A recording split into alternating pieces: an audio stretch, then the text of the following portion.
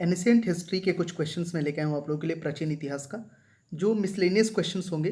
ठीक है, और इससे पहले ऑलरेडी मैंने एक कल वीडियो अपलोड किया था जिसमें कि मैंने मॉडर्न इंडियन हिस्ट्री का जो है एक कंप्लीट वीडियो मैंने बनाया था, जिसमें 100 से भी ज़्यादा क्वेश्चंस मैंने डिस्कस किए थे, वो भी मिसलेनियस क्वेश्चंस था। ठीक है, एग्जैक्ट ये कोई टॉपिक का नहीं होता है, पूरे प्राचीन इतिहास के इधर उधर से रैंडमली क्वेश्चन इसमें लिए गए हैं। आप पहले खुद से प्रयास करिएगा, लगभग 50 प्रश्न मैं बताऊंगा इस वीडियो में। सभी प्रश्नों के लिए 4 ऑप्शंस रहेंगे, पहले खुद से प्रयास करिएगा। आखिरी में एक होमवर्क क्वेश्चन भी मैं आप लोगों से पूछूंगा, और हिस्ट्री का प्लेलिस्ट का लिंक वीडियो के डिस्क्रिप्शन में, वहां से आप सभी वीडियोस को देख सकते हैं। चलिए एक एक करके सभी प्रश्नों को देखते हैं। चलिए पहला क्वेश्चन है, किस विदेशी यात्री ने भारत का दौरा सबसे पहले किया था? किस विदेशी यात्री ने भारत का दौरा सबसे पहले किया था? तो ये किया था मेगास्थनीज ने। ठीक है, ऑलरेडी एक वीडियो मैंने इस पर अलग से बना रखा है कि किस देश से कौन कौन से विदेशी नागरिक आए, कब आए, किसके समय में आए, वो भी वीडियो आप जरूर देखिएगा, वहाँ पे मैंने डिटेल में इस पर बना रखा है। देखिए इस वीडियो में जितने भी मैं क्वेश्चन बताऊंगा सभी किसी न किसी कॉम्पिटेटिव एग्जाम में ऑलरेडी पूछे गए होंगे। नेक्स्ट है, प्राचीन भारत में निम्न में से कौन सा विद्या अध्ययन का केंद्र नहीं था? नहीं था ये पूछा है। तो देखिए तक्षशिला था हमारे समय, मतलब कि प्राचीन इतिहास में बहुत फेमस। विक्रमशिला, नालंदा, कौशाम्बी जो है ये विद्या अध्ययन केंद्र नहीं था। शून्य की खोज किसने की थी? तो सबको पता होता है शून्य की खोज आर्यभट्ट ने की थी। ठीक है, इनकी एक बहुत ही फेमस बुक भी है आर्यभट्टियम, वो भी पूछा जाता है। चलिए नेक्स्ट है, प्रश्न के महापाषाण संस्कृति यानी कि 1500 ईसा पूर्व से 1000 ईसा पूर्व में हमें दक्षिण भारत के उस ऐतिहासिक युग से परिचित कराती है जब महापाषाण काल में उपयोग में लाए जाते थे। तो सही जवाब होगा ऑप्शन सी, बड़े पत्थरों से घेरी गई समाधियां यानी कि कब्रों। ठीक है, महापाषाण संस्कृति जो कि 1500 ईसा पूर्व से 1000 ईसा पूर्व तक रहा है, इसमें हमें जो है दक्षिण भारत के उस ऐतिहासिक युग से परिचित कराती है जब महापाषाण काल में उपयोग में लाए जाते थे। वो थे बड़े पत्थरों से घेरी गई समाधियां यानी कि कब्रें। ये भी क्वेश्चन एसएससी 2001 में पूछा गया है। चलिए नेक्स्ट है, ये सब एग्जाम के क्वेश्चन है, किस पुस्तक का 15 भारतीय और 40 विदेशी भाषाओं में अनुवाद किया जा चुका है? काफी फेमस ये है।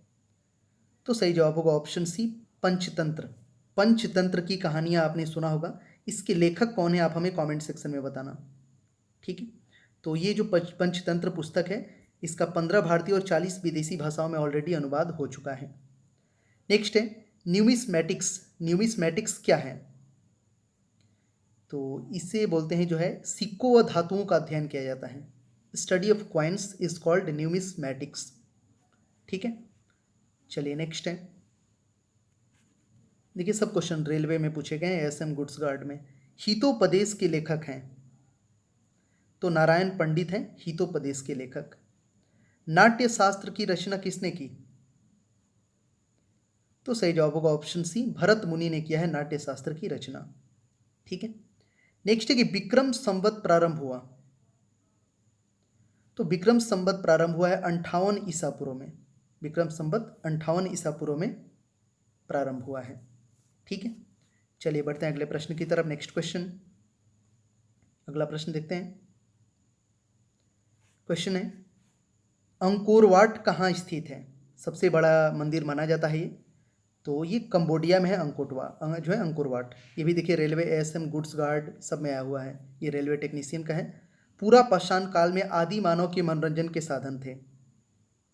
तो पूरा पाषाण काल में जो आदि मानव होते थे उनका जो मनोरंजन एंटरटेनमेंट था वो था शिकार करना। ठीक है, चलिए नेक्स्ट है, अगला प्रश्न है, सब बीपीएससी के क्वेश्चन है। निम्नलिखित में से किसको जो है चाल्कोलिथिक एज कहा जाता है? तो ये इंग्लिश है, ताम्रपाषाण युग को चाल्कोलिथिक एज कहा जाता है। नेक्स्ट है कि स्वप्नवास वदाता के लेखक कौन है? तो भास मुनि को स्वप्नवास वदाता के लेखक हैं। नेक्स्ट है, देखिए ये सभी क्वेश्चन बीपीएससी के हैं। प्रश्न की नालंदा विश्वविद्यालय किस लिए प्रसिद्ध था? तो किस लिए प्रसिद्ध था नालंदा विश्वविद्यालय? तो ये फेमस था बौद्ध धर्म दर्शन के लिए फेमस था। नेक्स्ट है कि उस स्रोत का नाम बताएं जो प्राचीन भारत के व्यापारिक मार्गों पर मौन है। तो ये मिलिंद पंढो जो है ये स्रोत है जो प्राचीन भारत के व्यापारिक मार्गों पर मौन है।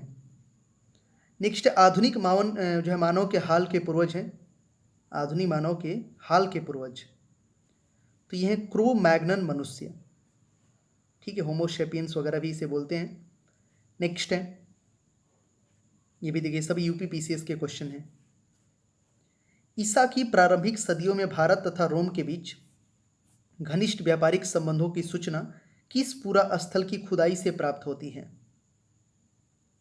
तो ये प्राप्त होती है कहां? सही है, जवाब है ऑप्शन डी, अरिकमेडू से। नेक्स्ट, आधुनिक देवनागरी लिपि का प्राचीनतम रूप है? तो ब्राह्मी लिपि। आधुनिक देवनागरी लिपि का प्राचीनतम रूप है ब्राह्मी लिपि। मानव द्वारा सबसे पहले प्रयुक्त अनाज था? तो गेहूं व जौ, ये सबसे पहले मानव द्वारा प्रयुक्त अनाज था। ठीक है, चलिए नेक्स्ट क्वेश्चन देखते हैं। अगला प्रश्न है, देखिए हिस्ट्री के प्लेलिस्ट में जाके सभी टॉपिक वाइज मैंने वीडियोस बनाए हैं, उन्हें देखिएगा। वैसे ही polity, geography, economics, current affairs, general science, सभी के प्लेलिस्ट का लिंक मैंने डिस्क्रिप्शन में दे दिया है।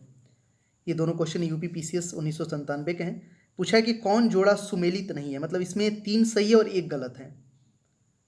तो देखिए रवि कीर्ति पुलकेशिन द्वितीय सही है, भवभूति कन्नौज की यशोवर्मन। यहाँ पे सी जो है ना हरिसेन हर्ष लिखा है, ये गलत है। ठीक है, दंडी नरसिंह वर्मन ये सही है। नेक्स्ट है, अगला प्रश्न है, काव्य शैली का प्राचीनतम नमूना किसके अभिलेख में मिलता है?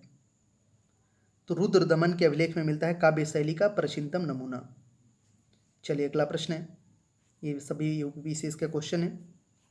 निम्नलिखित में से कौन सा बंदरगाह पोडुके नाम से दी पेरिप्लस ऑफ द इरिथ्रियन सी यानी लाल सागर का भ्रमण के अज्ञात नामा लेखक को ज्ञात था? ये ज्ञात था अरिकामेडू को। नेक्स्ट है, ताम्रपाषाण काल में महाराष्ट्र के लोग मृतकों के घर के फर्श के नीचे किस तरह रखकर दफनाते थे? तो उत्तर से दक्षिण की ओर। ठीक है, आज भी हमारे यहाँ स्पेशली अगर मैं हिंदू समाज की बात करूँ तो हमारे यहाँ 100 को कुछ इसी डायरेक्शन में रखते हैं कि जो उसका हेड होता है, हेड पोर्शन, वो नॉर्थ में होता है और जो पैर होता है वो साउथ में होता है। ठीक है,